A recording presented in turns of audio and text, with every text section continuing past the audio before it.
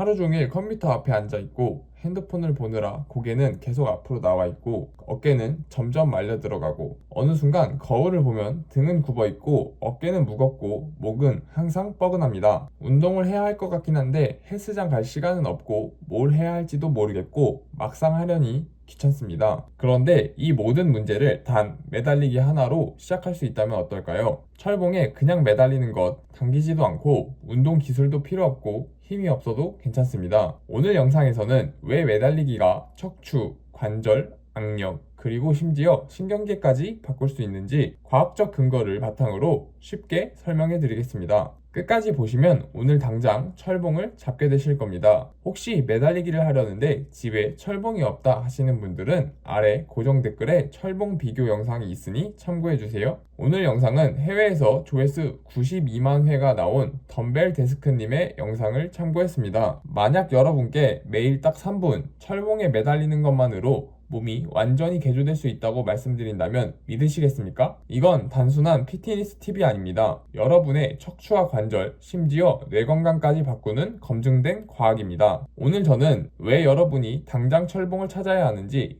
그 충격적인 변화에 대해 말씀드리려고 합니다. 먼저 매달리기가 척추에 어떤 영향을 끼치는지 보겠습니다. 우리 척추를 재미 든 도넛이 쌓여있는 탑이라고 상상해보세요. 도넛은 뼈이고 사이의 잼은 디스크입니다. 우리가 서 있거나 앉아있는 동안 중력은 끊임없이 이 도넛을 압착해 잼을 밖으로 밀어냅니다. 이것이 바로 우리가 느끼는 요통의 정체입니다. 하지만 매달리는 순간 마법 같은 일이 일어납니다. 중력이 반대로 작용하는 것이죠. 이를 과학적으로 척추 감압이라고 부릅니다. 척추 사이에 공간이 생기며 디스크가 다시 영양분을 흡수하고 제자리로 돌아갈 숨구멍을 만들어주는 것입니다. 두 번째는 관절에 끼치는 영향입니다. 어깨 관절은 우리 몸에서 가장 가동 범위가 넓지만 현대인은 팔을 머리 위로 올릴 일이 거의 없습니다. 마치 기름칠 안 된 녹슨 경첩처럼 굳어버리는 거죠. 유명한 어깨 전문의 존 커슈 박사는 수술이 필요했던 환자의 90%가 정기적인 매달리기만으로 수술 없이 완치되었다는 놀라운 결과를 발표했습니다. 세 번째는 악력인데요. 연구에 따르면 매달리기를 8주간 지속했을 때 악력이 평균 30% 이상 향상된 사례도 보고되었습니다. 여기서 악력은 단순히 소나기 힘이 세지는 것이 아닙니다. 과학계에서는 악력을 혈압보다 더 정확한 수명 예측 지표로 봅니다. 악력이 강할수록 심혈관 질환 위험이 낮고 더 오래 산다는 통계가 있습니다. 네 번째는 뇌와 정신의 변화인데요. 여기서부터 더 흥미롭습니다. 매달리기는 육체뿐 아니라 정신도 치료합니다. 우리가 매달려 척추가 늘어나는 순간 우리 몸은 뇌에 신호를 보냅니다. 이제 안전해. 긴장을 풀어도 돼. 이 과정에서 우리 몸은 스트레스 모드에서 휴식, 회복 모드로 전환됩니다. 마치 뇌의 리셋 버튼을 누르는 것과 같죠. 실제로 많은 사람들이 수면의 질 향상, 스트레스 감소, 집중력 향상을 경험합니다. 그렇다면 매달리기는 모든 사람에게 좋을까요? 아닙니다. 급성 디스크 탈출, 어깨 불안정성, 조절되지 않는 고혈압, 최근 수술 이력, 이런 경우 반드시 전문의 상담이 먼저입니다. 또한 통증을 참고 버티는 것은 절대 금물입니다. 매달리기는 자극이지 고문이 아닙니다.